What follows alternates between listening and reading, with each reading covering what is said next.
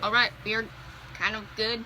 The lights from my computer, who's right here, I'm actually going to be recording not in this channel, it's a video for band, and that's on school's thing, and doesn't really matter. Why am I talking about that? Actually, this video is going to be talking about trying to scoot up. Shut up.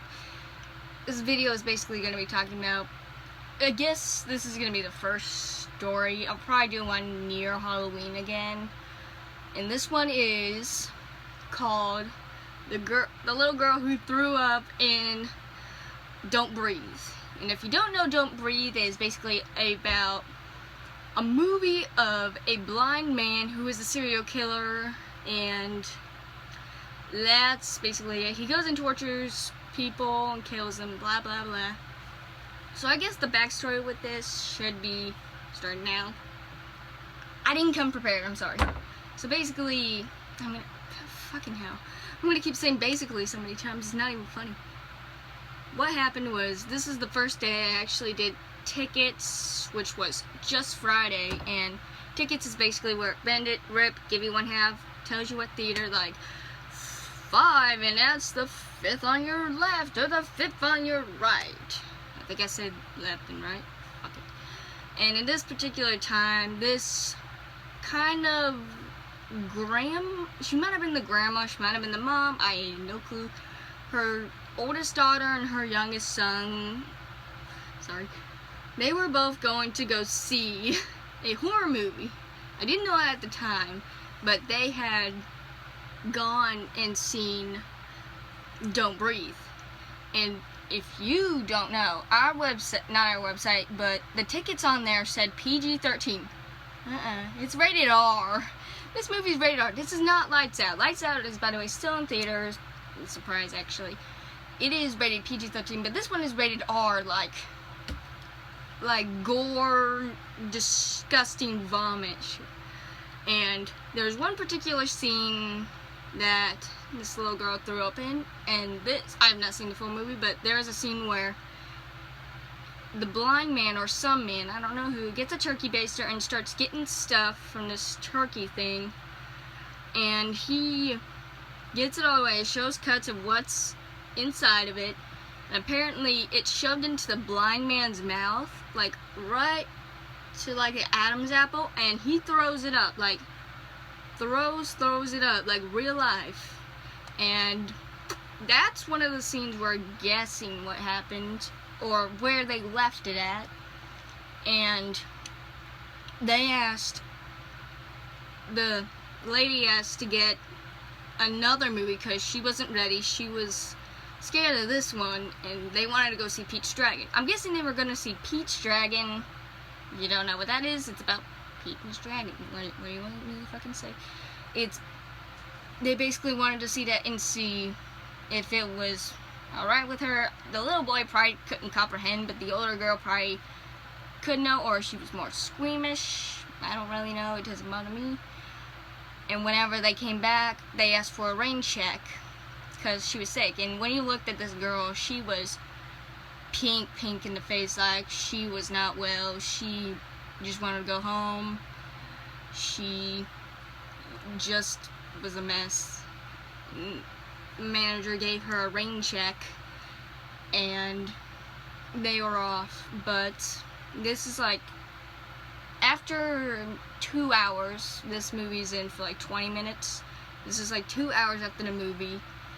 One of the employees, Nora, goes in to clean up, and she said at the not very top, but like the second to top row, there was just a mess of like water and food, and it was like, she said it was warm. Yeah, she had to clean it up. It was like warm and it smelled, and that's where the little girl got sick. So they basically said she was scared, but had thrown up inside that theater during that specific time and decided not to say anything to us. Thanks, lady. I didn't have to clean it, thank God. And then we didn't say anything, but like after all that mess was cleaned up, we had to like scrub, like not close it down, but like before the next movie, we had to like scrub it until it was like shiny, clean, shiny. Like you could see your face in like the dimmed lights that they are. I guess that's kind of story one of job working. Yeah, I guess it could be. Well, since we have time, I guess I could tell you what's coming next. A review of Pumpkinhead. Excuse me. A review of Pumpkinhead. It's a horror movie about a guy who's going to revenge his son, who these kids have killed on a dirt bike, and Pumpkinhead, the creation of this witch.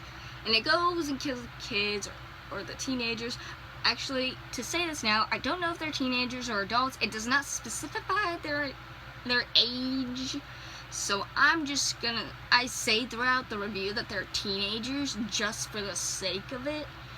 But if they're wrong, please say something, because I'll double check. But like, it never says their age. They don't look at, they're drinking, and plus this is like the 90s, so anything was cool in the 90s that is like illegal now. Another thing is coming out. It will be Nightmare on Elm Street 2000 review. All of October is creepypasta stories, like one a day.